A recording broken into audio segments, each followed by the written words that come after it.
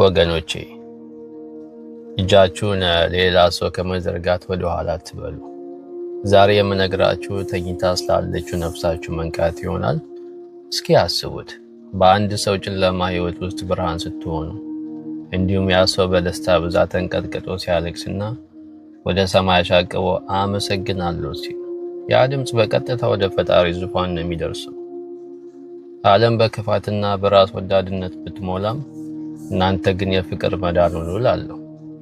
ያ በደስታ ብዛት የሚፈሰው የእንባ ዘለላ የእናንተን ማንነት የሚቀይር ቅዱስ ውሃ ነው። ያ እንባ ስታይ በውስጥ የሚሰማ ስሜት የሥጋ አይደለም፣ የነፍስ እረፍት ነው። ስለዚህ ፈጣሪ የሚወደን በጸሎታችን ብቻ ሳይሆን ፈጣሪ የሚወደን ለፍጥረታት በምንዘረጋው እጅ፣ በምንሰጠው ተስፋና በምናሳየው ርህራሄም ጭምር ነው።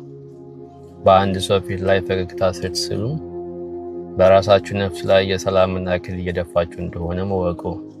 ስለዚህ ወገኖቼ በየቀኑ ስትነቁ ዛሬ የማንን ህይወት ልቀይር፣ የማንን እንባ በደስታ ልተካ ብላችሁ እቅድም አውጡ እላለሁ።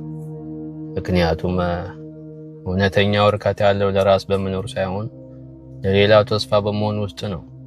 የሰዎች ደስታ የእናንተ ህይወት ትርጉም ይሆንም እላለሁ። አትሰልቹ፣ አትታክቱ። በጎነት እንደ አየርን ተንፍሱት።